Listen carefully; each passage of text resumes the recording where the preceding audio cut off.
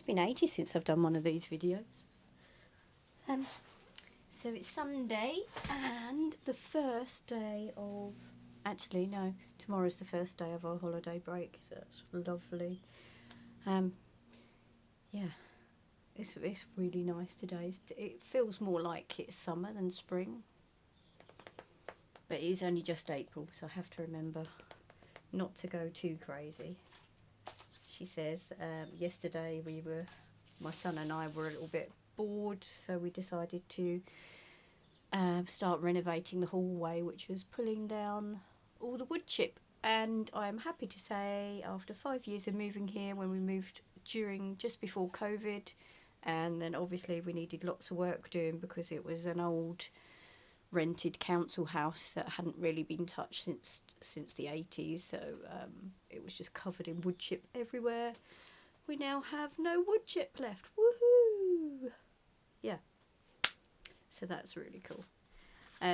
These little things here, I had one of my students made this gorgeous little Easter card for me. I think it was meant to be for Mum, because I knew they were making them in their class, but she made I don't know why I got this and Mum, but I just thought it was really lovely. It says, "Dear Miss Avery, Happy Easter, hope you have a lovely Easter from," and then it's from my student. But her writing is, I think it's amazing. She's only just 6, so I think that's really great. And it just makes me smile. It's so cute. Yeah. And my husband's love lettering me at the moment. He bought me this lovely wooden knitting needle holder, complete with knitting needles. And this mystery object, which I'm not sure what it is, if anybody knows. I thought it might be a stitch holder or, yeah, or cable needle, maybe? Stitch holder or cable needle, I'm not sure. Perhaps it's both. But yeah, or maybe you can use it for marking or something. I don't know. I'm going to find out what it is because I've never seen one. Anyway, that is so cute. I love that. It's really cute. And then he got this one. It just reminds me of when we were little, we had these kind of things. I don't even know how they make the bell inside it. So what else have I got? Ooh, this was one of my, refound these. This is one of my first junk journals I made over Christmas time. I think it was last year or this year, I can't remember. This is one of my own printed papers, and it's got shaker paper. It's not very shaky at the moment. There you go. You can shake all the bits out. And then I made the mistake of not allowing the ink to dry properly, so now poor Bambi looks like he's been shot, which is a shame. So, but the big mistake here, so I've got lots of these lovely wintry papers to go through that I can just sell this quite easily. However, and the little crinkly bookmarks and things. However, I made the mistake here of, when I glued my pockets down, I actually glued them all the way down and didn't leave anywhere for them to get in. So I'm not even sure how I can do that again, but I might be able to soften it to take them off. But there's lots of wintry pockets here, so I just stuck it down like a patch, and it wasn't meant to be like that. I'm not sure how I can fix that. Anyway, so that's that one. This is another one I'm going to start working on once I've finished the current spine book. I've only got a few more pages left of that big one that I did a video of not so long ago. This one is going to be a pure trash journal.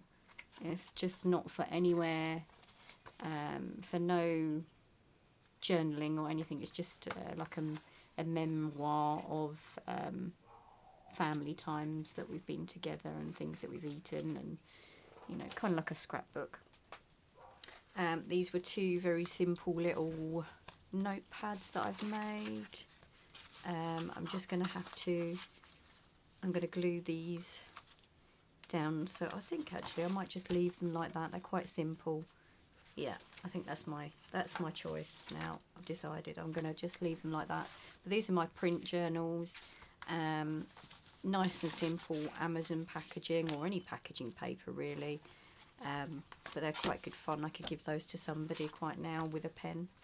It's probably quite a nice idea to give my nieces, actually. Something for them to journal through.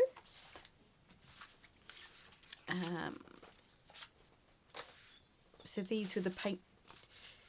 So I was talking about renovating my hallway, and I was looking at some of these beautiful colours, and this, I'm kind of like going for this colour here.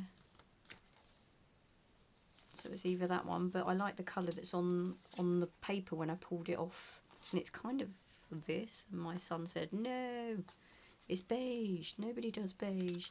But Farrow & Ball is really expensive, and I have had the privilege of using some before, and I can't say I was that impressed with the quality of it given the cost. But the colours are different, obviously, and not so many people have them, but you can have something fairly similar.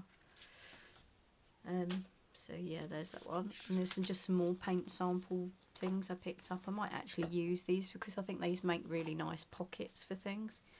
But this one's quite nice. I like that colour too.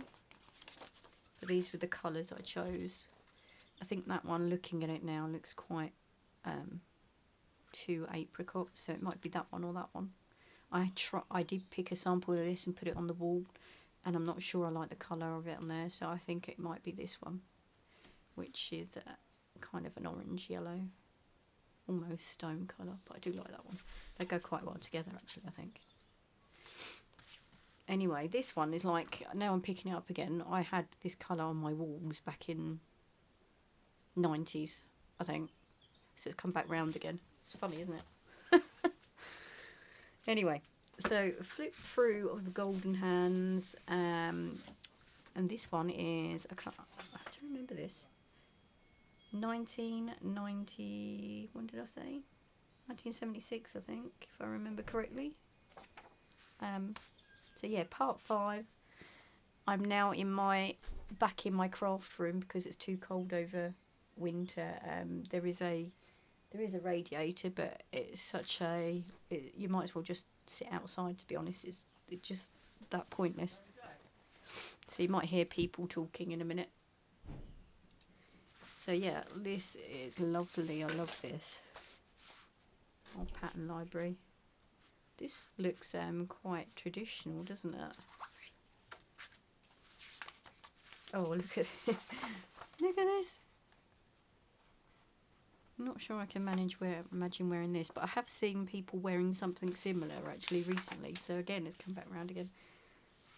Knitting stitch patterns and how to make them.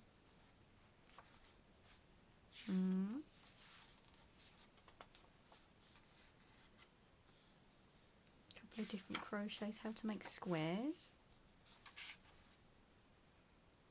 I think this might have jogged my OCD a bit there. I'd have to move that one over there, I think, just to balance it. Oh, I love this. I love this. It's embroidered. Absolutely love that.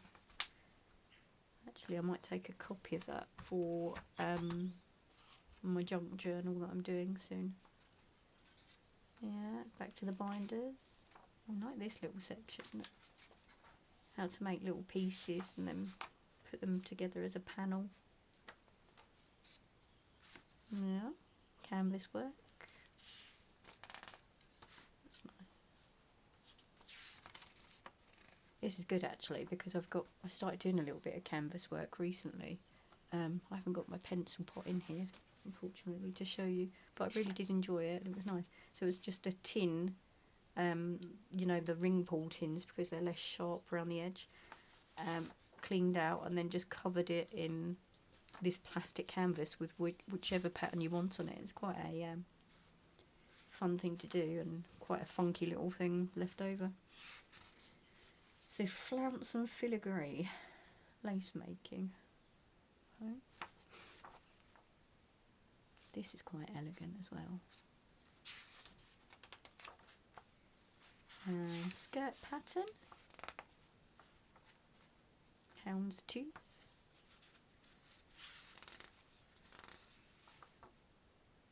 continuous tailor tacking. Now, I'm not really into making my own clothes. I have had a go. There's nothing really. I have got one that I keep making a few times, but it doesn't really do it. I love these flared. Oh look, it's like what's it called, a jellyfish haircut? It's a bit like that again, isn't it? There you go.